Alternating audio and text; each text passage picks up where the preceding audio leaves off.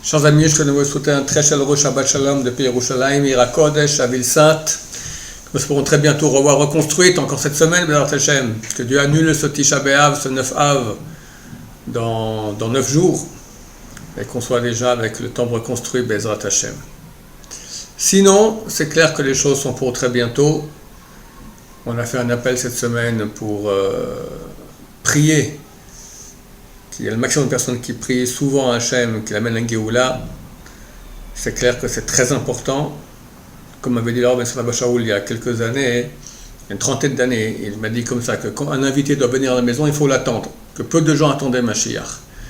Et que toutes ces prières-là font un très grand impact dans le ciel. Alors je vous encourage, ceux qui n'ont pas encore prié, de se mettre à prier, ceux qui ont déjà prié, de reprier.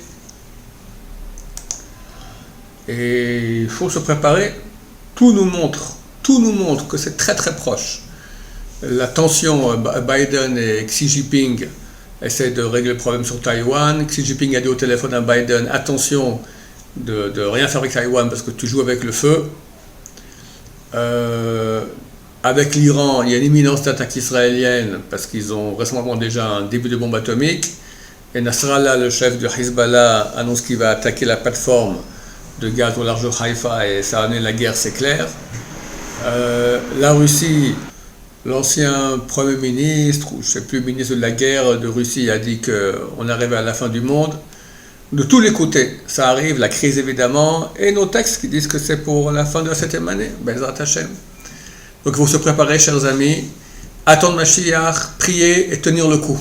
Dans notre paracha, la Torah va citer les 42 stations du peuple d'Israël durant le désert. Il est clair qu'il y a beaucoup de choses très profondes à ce propos. Il est bien de lire la veille de Pessah, un texte du Zohar qui raconte les 42 stations. Ça correspond au nom de Dieu de 42 lettres.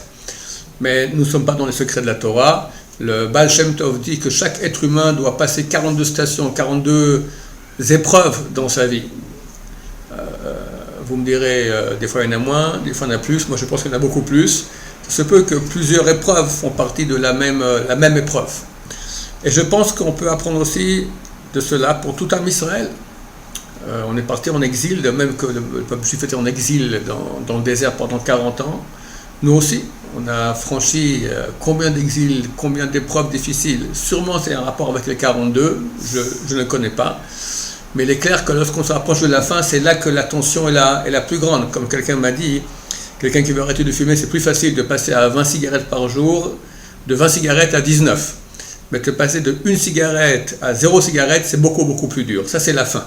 Nous sommes à la fin, donc Hachem veut que chacun fasse son tikkun total, comme il faut bien. Donc il y a beaucoup de souffrance dans le monde.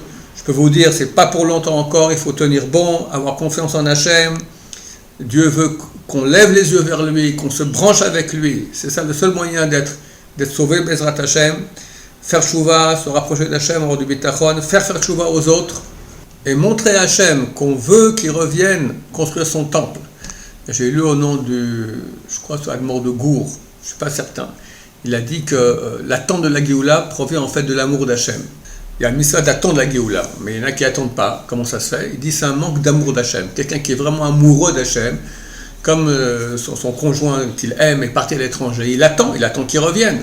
S'il n'y a pas d'attente, ça signifie qu'il n'y a pas d'amour. Nous attendons que Dieu vienne et enfin se dévoile, donne tout le bien qu'il peut donner à toute l'humanité, que tout le monde reconnaisse sa grandeur, qui est ce grand Kiddush Hashem que nous attendons. C'est un signe d'amour. Donc renforçons-nous dans la prière pour Mashiach, la prière pour la Géoula, l'attente, l'amour d'Hachem.